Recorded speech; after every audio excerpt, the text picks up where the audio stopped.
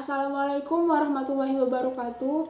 Saya Nidia Agustin Siregar dari kelas 12 MIPA 2. Di sini saya akan mempresentasikan PPT agama saya yang berjudul Bersatu dalam Keragaman dan Demokrasi.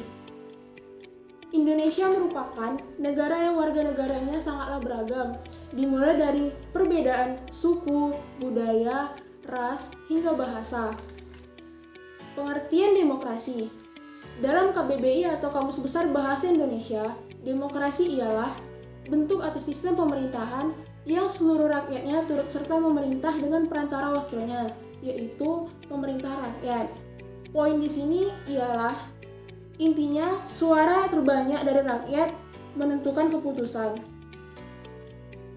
Kapan pertama kali istilah demokrasi muncul?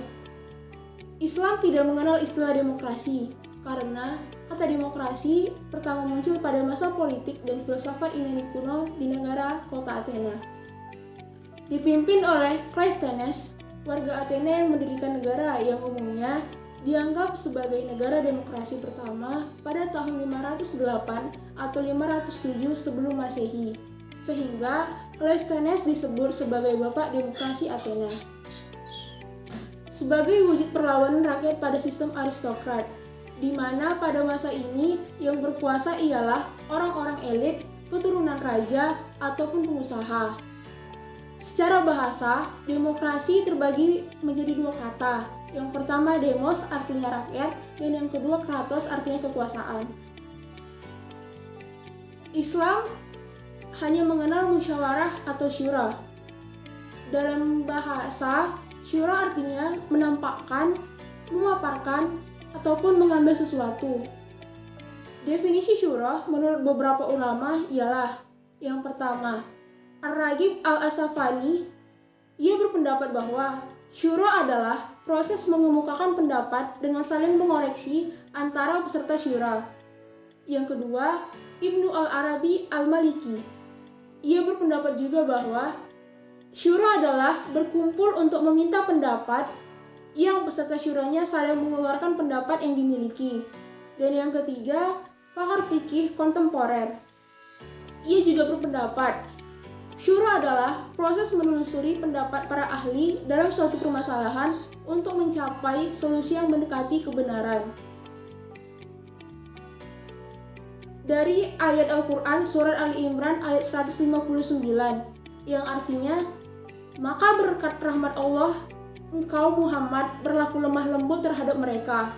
Sekiranya engkau bersikap keras dan berhati kasar, tentulah mereka menjauhkan diri dari sekitarmu. Karena itu, maafkanlah mereka dan mohonkanlah ampunan untuk mereka. Dan bermusyawarahlah dengan mereka dalam urusan itu. Kemudian, apabila engkau telah membulatkan tekad, maka bertawakallah kepada Allah. Sungguh Allah mencintai orang yang bertawakal. Dalam ayat tadi, tertera 3 sifat yang diperintahkan untuk dilaksanakan sebelum bermusyawarah. Yang pertama, lemah lembut. Yang kedua, tidak kasar. Dan yang ketiga, tidak berhati keras.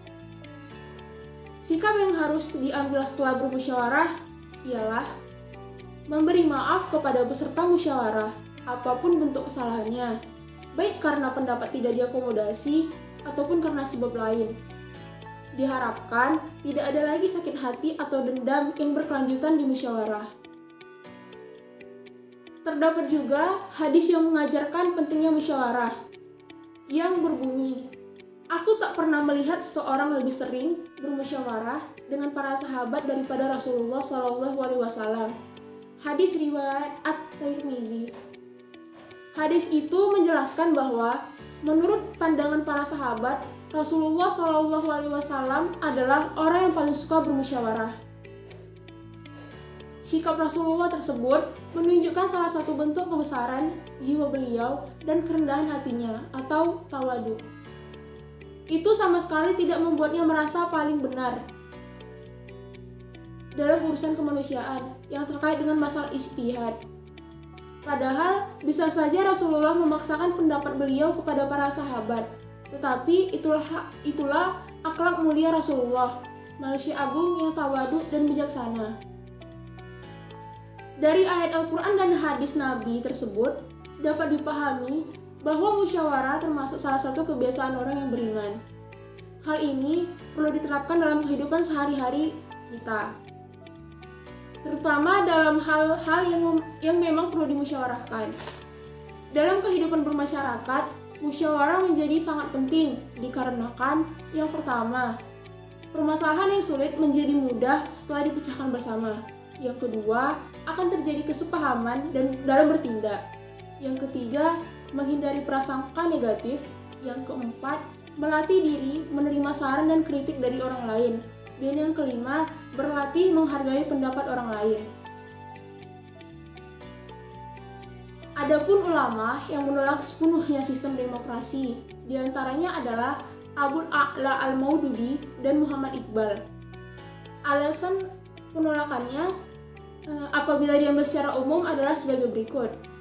Yang pertama, dari segi akidah, Islam sangat menjunjung tinggi kalimat tauhid, sementara demokrasi mengadopsi sekularisme.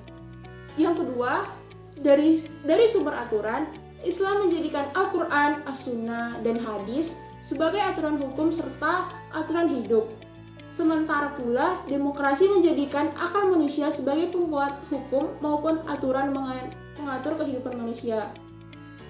Yang ketiga, dalam ikatan perbuatan, Islam disandarkan pada hukum syara, sementara demokrasi menghendaki adanya 4 kebebasan, yaitu beragama, berpendapat, berekspresi, dan hak milik. Dan yang keempat, dalam standar perilaku, ketegasan Islam dalam menentukan halal dan haram bersumber langsung dari wahyu Allah. Sementara demokrasi harus melalui musyawarah untuk mendapatkan kemaslahatan dalam menentukan halal dan haram. Ada pula ulama yang menerima demokrasi dengan syarat tertentu. Di antaranya adalah Muhammad Imarah, Yusuf Al-Qadarawi, dan Salim Ali Al-Bahsnawi. Syaratnya adalah yang pertama, kekuasaan tersebut merupakan wewenang Allah Subhanahu wa Ta'ala. Yang kedua, menetapkan tanggung jawab setiap individu di hadapan Allah Subhanahu wa Ta'ala. Yang ketiga, wakil rakyat harus berakhlak Islam dalam musyawarah dan tugas-tugas lainnya. Yang keempat, mayoritas bukan ukuran mutlak dalam kasus yang hukumnya tidak ditemukan dalam Al-Quran dan As-Sunnah. Surat An-Nisa ayat 59 dan Surat Al-Ahzab ayat 36. Yang kelima, komitmen terhadap Islam terkait dengan persyaratan jabatan sehingga hanya bermoral yang duduk di parlemen. Contoh implementasi sikap demokratis yang perlu kita terapkan di kehidupan sehari-hari. Yang pertama, saling menghargai perbedaan pendapat, seperti diskusi di sekolah maupun lainnya. Yang kedua, tidak memaksakan kehendak pribadi. Yang ketiga, mementingkan maslahat umum dibanding diri sendiri. Yang keempat, memberikan kesempatan kepada orang lain untuk melakukan ibadah sesuai keyakinannya dengan cara yang baik, seperti tidak mengganggu teman kita ketika beribadah di sekolah, dikarenakan sudah adanya jam yang diatur di sekolah. Dan yang kelima, bersikap jujur dan amanah. Bersikap jujur dan amanah ini apabila diberi amanah kepada kita, maka jagalah sebaik mungkin. Cukup sekian presentasi agama dari saya. Apabila ada kesalahan mohon dimaafkan. Wassalamualaikum warahmatullahi wabarakatuh.